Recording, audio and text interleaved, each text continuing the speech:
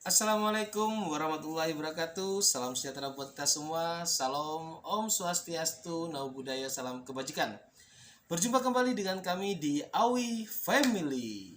Gimana guys? Kabarnya pagi hari ini? Tentunya sehat selalu, bahagia, dan sejahtera. Inilah konsep kita untuk bisa hidup tenang dan damai di dunia ini. Oke guys, pada bincang-bincang pagi ini saya akan membahas sebuah tema terkait dengan persiapan menuju tahun 2023. Banyak di berita-berita online ya, terutama ya, baik itu di media sosial maupun di berita-berita online lainnya yang menyebutkan bahwa tahun 2023 ini akan terjadi krisis global yang katanya itu sangat menakutkan, sangat sangat mengkhawatirkan. Bahkan katanya juga bahwa krisis di tahun 2023 ini mirip dengan krisis di tahun 2008. Tapi sih sebenarnya tahun 2008 sih saya sendiri itu tidak tahu kalau itu sebenarnya ada krisis. Yang saya tahu waktu itu ada tahun 1998 ya, atau kalau tahun 98 itu ada krisis moneter, kemudian itu pergantian rezim, itu memang lagi rame-ramenya.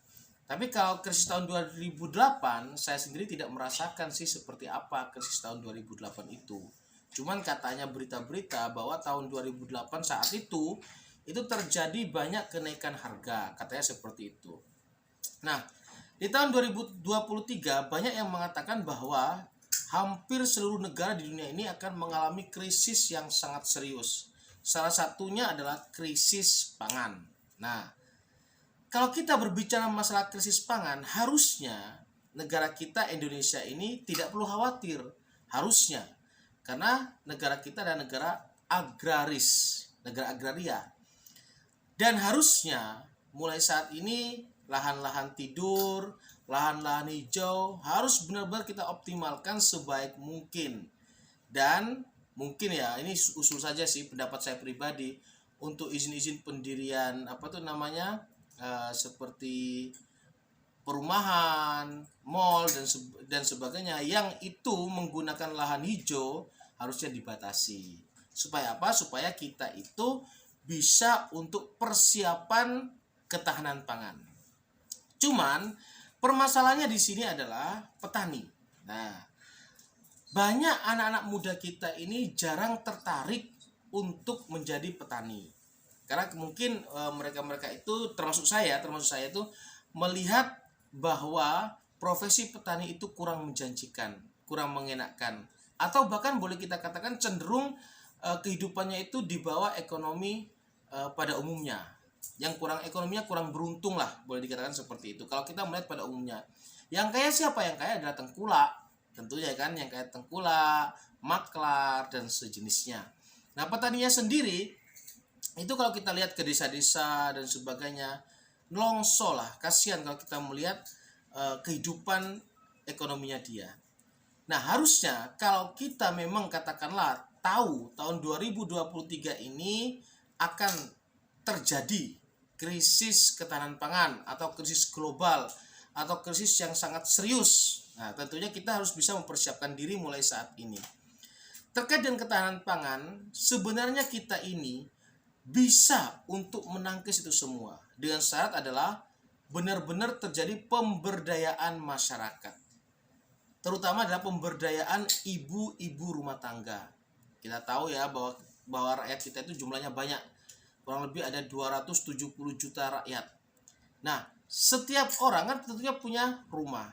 Kalau seandainya kita bisa berbudidaya, menanam setiap rumah umpamanya ya kan, ketahanan pangan, contoh seperti seperti sayur ya kan, jahe dan sebagainya, bentuk polybag, dan yang terpenting adalah ada tempat untuk begitu dia tuh panen, siapa yang mau beli. Nah, permasalahannya di sini adalah rakyat kita itu sebenarnya itu pinter-pinter kalau disuruh untuk produksi, sangat pinter kalau untuk produksi. Tetapi mereka itu kesulitan dalam segi pemasaran. Itu ya guys ya.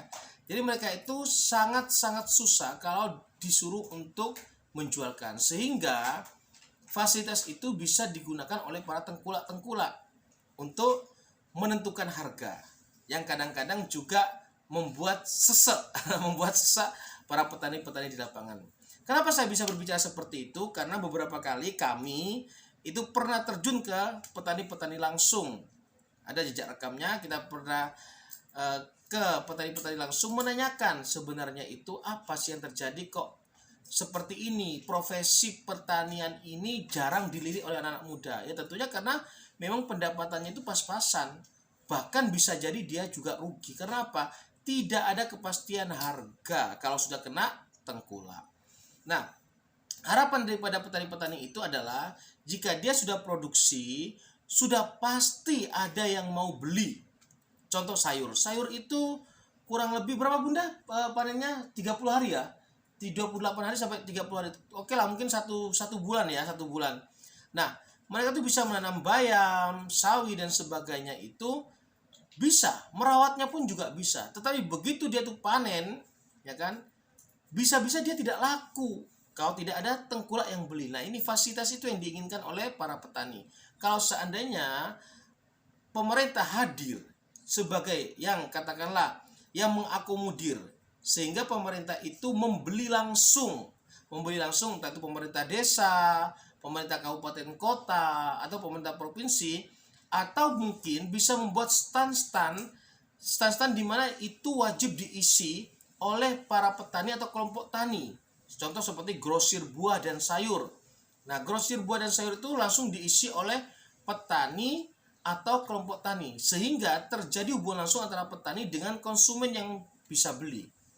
Nah, kita bayangkan saja, katakanlah harga sayur bayam satu ikat itu kalau di pasaran di pedagang-pedagang eceran itu harganya 1.500 atau 2.000. Itu apa tuh namanya, harga ecerannya. Tetapi kalau petani itu menjual ke tengkulak, itu harga satu ikatnya itu cuma dihargai 300 rupiah, 400 rupiah, atau yang paling mahal bahkan cuma 600-700 rupiah.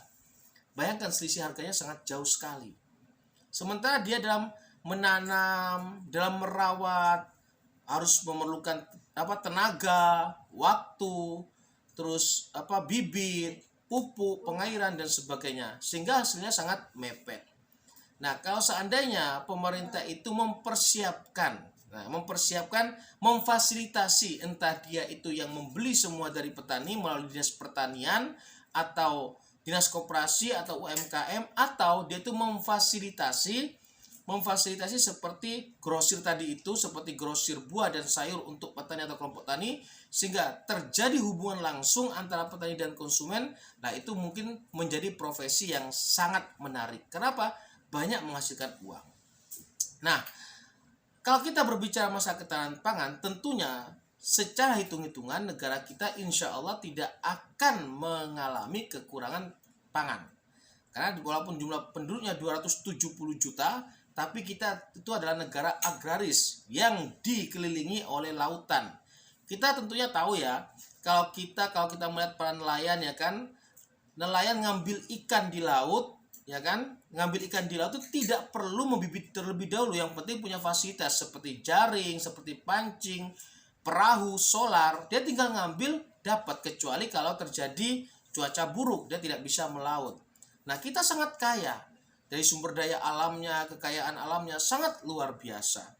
Kalau kita bisa dioptimalkan dari pertanian, peternakan dan perikanan, di saat ada ancaman yang katanya krisis pangan itu, justru Indonesia bisa survive, yaitu bisa menjadi eksportir kebutuhan-kebutuhan pangan yang ada di dunia ini. Kenapa? Kita punya lautan yang isinya banyak berbagai macam ikan. Ini yang jumlahnya mungkin miliaran, yang tentunya kalau kita mengambilnya dengan cara-cara yang benar, yang baik, tidak ngebom, tidak menggunakan pukat harimau, sehingga semua nelayan itu bisa ngambil. Perikanan juga seperti itu. Kalau kita kelola dengan baik dan benar, apa sih yang nggak bisa hidup di Indonesia? Kan gitu. Ayam saja dibiarkan dia telur-telur sendiri. Kalau itu kita benar-benar kita kelola dengan baik, hadirlah pemerintah di situ untuk benar-benar menjadi seorang penyuluh pertanian, penyuluh perikanan, penyuluh peternakan, bisa memberikan katakanlah edukasi yang baik dan benar sehingga banyak peternak-peternak yang berhasil terus langsung berhubungan dengan konsumen.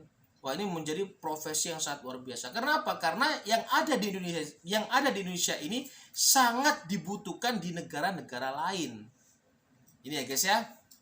Nah, tentunya ini merupakan potensi yang benar-benar harus kita pikirkan bersama, yang harus kita berikan solusi bersama, sehingga terjadi sinergitas antara pemerintah dengan masyarakat, dengan stakeholder yang ada, sehingga kita bisa menghadapi yang katanya krisis global atau krisis ketahanan pangan di tahun 2023 nanti. Syukur-syukur dengan kita bersatu, kita bersinergi, kita serius dalam menangani masalah ini, insya Allah kita bisa melalui semuanya dan tentunya kita bisa survive. Dan semoga kita Indonesia ini bisa membantu negara-negara lain yang katanya kekurangan pangan. Oke guys, pembahasan pada pagi hari ini itu saja yang bisa saya sampaikan. Kalau ada masukan, komentar-komentar yang tentunya membangun, silakan komen di kolom komentar di YouTube kita ini. Dan jangan lupa untuk kemajuan channel YouTube kita ini, tolong bantuannya untuk subscribe, terus share jika ini bermanfaat, dan tekan loncengnya supaya teman-teman bisa mendapatkan informasi terupdate dari apa yang akan kita bahas untuk kedepannya. Dan kurang lebihnya mohon maaf. Wallahul muwaffiq ila aqwamit thoriq. Wassalamualaikum warahmatullahi wabarakatuh.